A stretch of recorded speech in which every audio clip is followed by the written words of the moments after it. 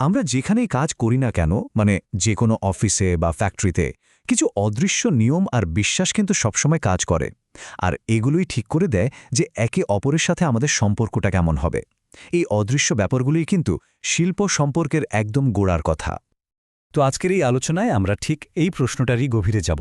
চলুন খুঁজে বের করার চেষ্টা করি সেই সব নিয়মকানুনকে যা একটা ওয়ার্কপ্লেসকে সত্যি সত্যি সফল করে তোলে। আমাদের আজকের আলোচনায় তাহলে থাকছে, প্রথমে আমরা দেখব কর্মক্ষেত্রের আসল ভিত্তিটা কি, তারপর কথা বলবো সম্প্রীতির 5টা স্তম্ভ নিয়ে, ক্ষমতার কর্তৃত্বের মধ্যে পার্থক্যটা বুঝব, মানবাধিকারের গুরুত্ব নিয়ে আলোচনা করব, আর সবশেষে থাকবে ভাবার মতো একটা বিষয়। শিল্প সম্পর্ক মানে কিন্তু শুধু আইন কানুন বা কোম্পানির রুল বুক নয়, ব্যাপারটা তার চেয়ে অনেক গভীর। এর পেছনে জড়িয়ে আছে সবার ব্যক্তিগত মূল্যবোধ আর বিশ্বাস, যা কিন্তু পুরো পরিবেশটাকেই গড়ে তোলে। মানে ম্যানেজমেন্ট কি ভাবছে, কর্মীরা কিভাবে কাজ করছে, এই সব কিছুই কিন্তু তাদের ভেতরের মূল্যবোধ থেকে আসে। আর এই মূল্যবোধগুলো ঠিকঠাক বুঝতে পারলেই একটা স্টেবল আর প্রোডাক্টিভ পরিবেশ তৈরি করা সম্ভব।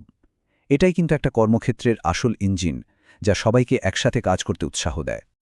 চলুন এবার তাহলে দেখে নেওয়া যাক কর্মক্ষেত্রের এই জটিল সম্পর্কগুলোকে কিভাবে 5টা মৌলিক স্তম্ভের ওপর দাঁড় করিয়ে বোঝা যেতে পারে। এই যে 5টা স্তম্ভ দেখছেন, এগুলোই একটা সুস্থ শিল্প সম্পর্কের ভিত্তি। মানে ফেয়ারনেস থেকে শুরু করে ট্রাস্ট পর্যন্ত প্রত্যেকটা কিন্তু একটার সাথে আরেকটা জড়িত। চলুন এর মধ্যে কয়েকটা মূল স্তম্ভের একটু গভীরে যাওয়া যাক। আচ্ছা, এখানে একটা খুব সূক্ষ্ম কিন্তু দারুণ গুরুত্বপূর্ণ পার্থক্য আছে। দেখুন, ইকুইটি বা সমতা মানে কিন্তু সবাইকে এক জিনিস দেওয়া নয়। এর আসল মানে হল প্রত্যেকের যোগ্যতা, অবদান আর প্রয়োজন অনুযায়ী ন্যায্য সুযোগ তৈরি করা। কর্মক্ষেত্রে ফেয়ারনেসের আসল ভিত্তি কিন্তু এই ইকুইটির ধারণাটাই।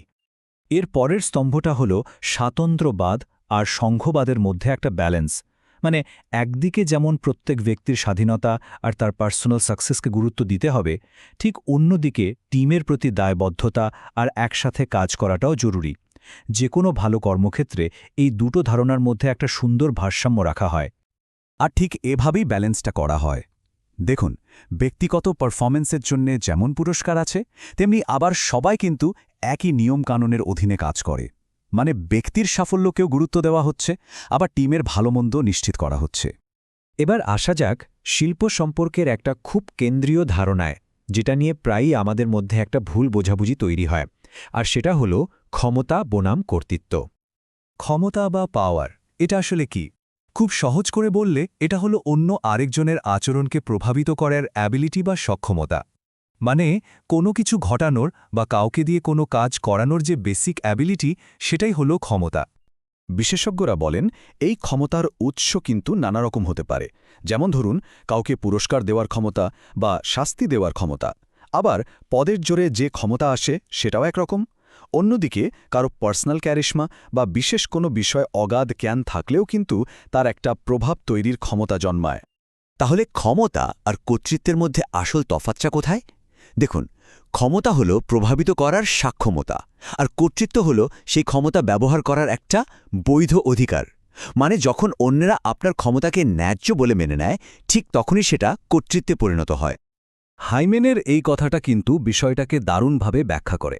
যে কোনো চাকরির সম্পর্কের একেবারে মূলে কিন্তু এই ক্ষমতা বা কর্তৃত্বের ধারণাটাই কাজ করে চলেছে। আচ্ছা, এতক্ষণ তো আমরা কর্মক্ষেত্রের ভেতরের নানা দিক নিয়ে কথা বললাম। এবার চলুন আলোচনাটাকে আরেকটু বড় ক্যানভাসে নিয়ে যাই, সেই সার্বজনীন নীতি যা এই সব কিছুর একেবারে গোড়ায় রয়েছে। মানবাধিকার হল সেই ফাউন্ডেশন বা ভিত্তি, যার ওপর একটা নৈতিক শিল্প সম্পর্ক তৈরি হতে বাধ্য। মানুষ হিসেবে জন্মাবার কারণেই কিন্তু প্রত্যেকে এই অধিকারগুলো পায়। এটা কোনো শর্তসাপেক্ষ ব্যাপার নয়। আর এই যে যুগান্তকারী ঘোষণাপত্র, যেখানে ৩০টি ধারা আছে, এটা কিন্তু সারা বিশ্বের জন্য মানুষের মর্যাদা আর অধিকারের একটা স্ট্যান্ডার্ড ঠিক করে দিয়েছে। এই ঘোষণাপত্রের বেশ কয়েকটা ধারা কিন্তু সরাসরি কর্মক্ষেত্রের অধিকার নিয়ে কথা বলে, যেমন ন্যায্য পরিবেশে কাজ করার অধিকার, বিশ্রাম আর ছুটির অধিকার, এমনকি ট্রেড ইউনিয়ন তৈরি করার অধিকারও। এগুলো প্রত্যেক কর্মীর একদম বেসিক বা মৌলিক পাওনা। আর এই মৌলিক মানবাধিকারগুলোর একটা ভয়াবহ লঙ্ঘন হল শিশুশ্রম। ঠিক এই কারণে এটা বিশ্বজুড়ে নিষিদ্ধ, আর যে কোনো নৈতিক কর্মক্ষেত্রের ধারণার সম্পূর্ণ বিরুদ্ধে। তো আলোচনার একদম শেষে এসে চলুন এই সমস্ত ধারণাগুলোকে, মানে কর্মক্ষেত্রের মূল্যবোধ থেকে শুরু করে মানবাধিকার পর্যন্ত একসাথে মিলিয়ে দেখি। এই পিরামিডটা দেখলে পুরো ব্যাপারটা একদম জলের মতো পরিষ্কার হয়ে যায়, তাই না? দেখুন, একদম নিচে মানে ফাউন্ডেশনে আছে সর্বজনীন মানবাধিকার, তার ওপর দাঁড়িয়ে আছে ক্ষমতার কর্তৃত্বের ডাইনামিক্স, আর পিরামিডের একেবারে ওপরে আছে কর্মক্ষেত্রের প্রতিদিনের মূল্যবোধগুলো, যেমন ফেয়ারনেস আর ট্রাস্ট। তাহলে শেষে একটা প্রশ্ন রেখে যাই, এই যে এত দ্রুত দুনিয়াটা বদলে যাচ্ছে, এখানে কাজের ভবিষ্যৎ গড়ে তোলার জন্য এই যে মূল্যবোধগুলো নিয়ে আমরা কথা বললাম, এর মধ্যে কোনটা সবচেয়ে বেশি জরুরি বলে মনে হয়? এটা কিন্তু ভাবনার একটা বিষয়, তাই না?